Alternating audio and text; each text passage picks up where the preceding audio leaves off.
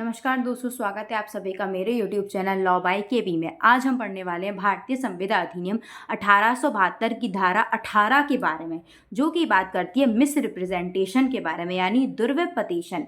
ठीक है, हमने पिछली वीडियो में धारा 17 तक पढ़ा था। धारा 15, 16, 17 सेपरेट मीन्स का सवाल बनाते हैं, साथ में प्री के पर्पज से भी उतने ही इंपॉर्टेंट है। अगर हम बात करें आज के सेक्शन के बारे में, तो धारा 18 भी सेपरेट मीन्स का सवाल बनाती है, साथ में प्री के पर्पज से भी बहुत इंपॉर्टेंट है। तो हम वीडियो को बिना स्किप किए स्टार्टिंग से एंड तक देखेंगे। हेडफोन लगा लीजिए और अपनी कॉपी, पेन, पेपर, नोट्स लेके बैठिए, जिससे कि मैं आपको जो भी बोलूँ वो आपको नोट डाउन करना है, जिससे कि आप मीन्स में से बहुत अच्छे से लिख पाएँ। ठीक है, सबसे पहले हम बेयर एक्ट से रीड करते हैं। बेयर एक्ट में बताया गया है दुर्व्यपदेशन। दुर्व्यपदेशन के बारे में बताया गया है कि दुर्व्यपदेशन से अभिप्रेत है और उसके अंतर्गत आते हैं उस बात का जो सत्य नहीं है, ऐसे प्रकार से किया गया निश्चयात्मक प्राख्यान जो उस व्यक्ति की जो उसे करता है जानकारी से समर्थित ना हो, यद्यपि वह उस बात के सत्य होने का विश्वास करता हो। ठीक है, इसमें यह बताया गया है कि जो मिस रिप्रेजेंटेशन व्यक्ति कर रहा है, ए व्यक्ति जो बी को किसी तथ्य के बारे में बोल रहा है, उसे खुद भी यही लगता है कि जो मैं ये बोल रहा हूँ वो सच है। समझ रहे हो? यानी कि वह खुद जो है, उसे ये नहीं लगता कि मैं झूठ बोल रहा हूँ, उसे खुद ये लगता है कि हाँ, जो मैं ये बोल रहा हूँ वो बिल्कुल सही है।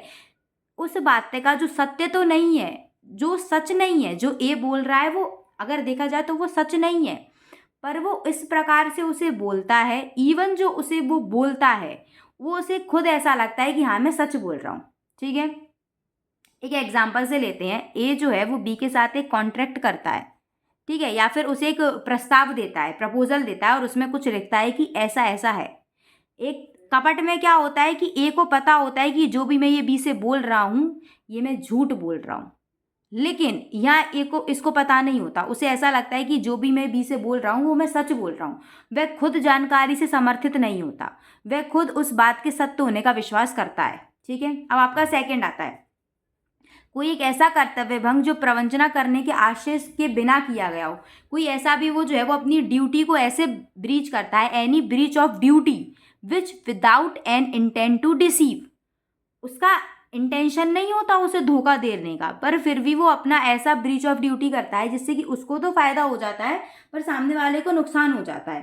ठीक है, इंटेंशन नहीं, कपट में इंटेंशन होता है। हमने जो कपट पढ़ा था, सेक्शन 17 पढ़ा था, उसमें इंटेंशन होता है। ठीक है, पर इसमें इंटेंशन नहीं होता, उसमें उसका जो वो ब्रीच ऑफ ड्यूटी करता है उसमें उसका इंटेंशन नहीं होता, पर इससे हो क्या जाता है कि सामने वाले को तो नुकसान हो जाता है और जो ऐसा करता है ना उसका फ़ायदा हो जाता है। ठीक है, वो अपने कर्तव्य का पालन नहीं करता है, जिससे क्या होता है उसका तो फ़ायदा हो जाता है, दूसरे वाले का नुकसान हो जाता है। ठीक है, इसका थर्ड पॉइंट है, चाहे कितने ही सरल भाव से क्यों ना हो, करार के किसी पक्षकार से उस बात के पदार्थ के बारे में जो उस करार की विषय वस्तु हो कोई भूल कराना। मतलब सामने वाले से जो इस प्रकार की आप मिस्टेक करा रहे हो कि जो एग्रीमेंट का सब्जेक्ट ही है, ठीक है, जो कि आपका एग्रीमेंट का क्या है, सब्सटेंस है, आप उसके बारे में उसे कुछ भूल करा रहे हो, कोई मिस्टेक करा रहे हो, कोई झूठ बोल रहे हो, तो ये भी आपका क्या होगा, मिस रिप्रेजेंटेशन में आएगा, दुर्व्यपदेशन में ये आएगा। ठीक है, फर्स्ट वाला आपका क्या था कि आपको लगता है कि ये सच है, एक्चुअल में वो चीज़ झूठ है, वो चीज़ गलत है, पर आपको नहीं पता कि वो चीज़ गलत है। आप खुद उसे समझते हो कि हाँ ये चीज़ सच है और आप बी को बोल देते हो कि ऐसा ऐसा है। कहने को वो चीज़ गलत है पर आपको ऐसा लगता है कि वो सच है तो आप बोल देते हो, आपको खुद ये जानकारी में नहीं है। ठीक है, ओके। अब आपका सेकंड आता है कि आप एक ब्रीच ऑफ ड्यूटी करते हो जिससे कि आपको तो फायदा हो जाता है पर सामने वाले को नुकसान हो जाता है, और आपको कोई ऐसा इंटेंशन भी नहीं था सामने वाले को धोखा देना, पर आपने अपनी ब्रीच ऑफ ड्यूटी करी।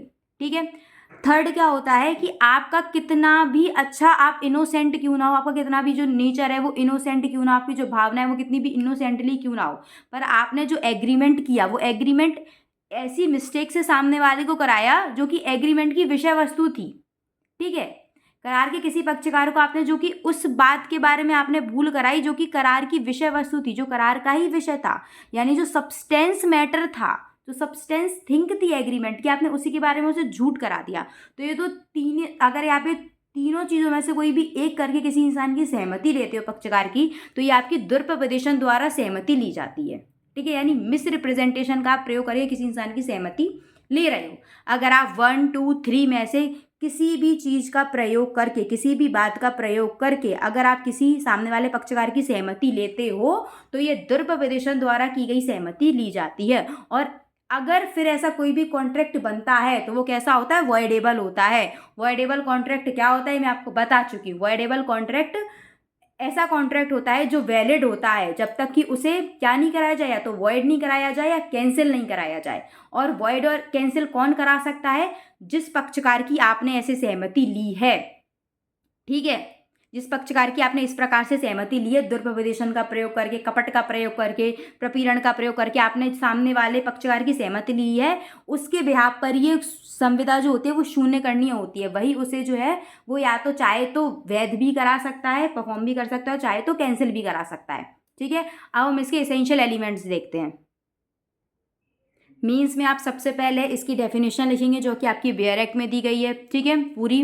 फिर इसके बाद आप लिखेंगे इसके आवश्यक तत्व। इसके आवश्यक तत्व क्या होते हैं, दुर्व्यपदेशन के आवश्यक तत्व होते हैं जो करता है वह सत्य समझता है, यानी कि जो पक्षकार दुर्व्यपदेशन या मिसरिप्रेजेंटेशन कर रहा है, जो बात को वह बता रहा है, जिस तथ्य के बारे में वो सामने वाले को उसकी जानकारी दे रहा है, उसे ये खुद लगता है क्या है कि वह सत्य है, तभी वो उस चीज़ को देता है। ऐसे नहीं देता कि उसे पता है कि मैं झूठ बोल रहा हूँ फिर भी वो दे रहा है। अगर वो ऐसा करेगा तो कपट में जाएगा, पर उसे खुद लगता है कि हाँ मैं सच बोल रहा हूँ, तो वो किस में जाता है, आपके रिप्रेजेंटेशन में, मिस रिप्रेजेंटेशन में जाता है। ठीक है, सेकंड होता है कि करार की जो विषय वस्तु होती है ना, उसके संबंध में ही भूल करा देता है।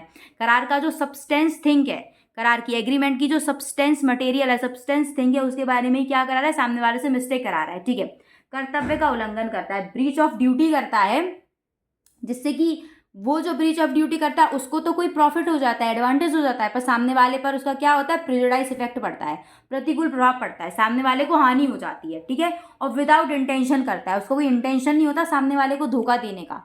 ऐसा नहीं कि उसका इंटेंशन था कि मैं सामने वाले को धोखा दूं फिर उसने ऐसा किया, नहीं, उसका इंटेंशन नहीं था, पर वो अपनी ब्रीच ऑफ ड्यूटी करता है जिससे कि उसको लाभ हो जाता है और सामने वाले को क्या हो जाता है, हानि हो जाती है। ठीक है, अब इसके प्रकार होते हैं, दुर्व्यपदेशन के प्रकार होते हैं। एक कपटपूर्ण दुर्व्यपदेशन होता है।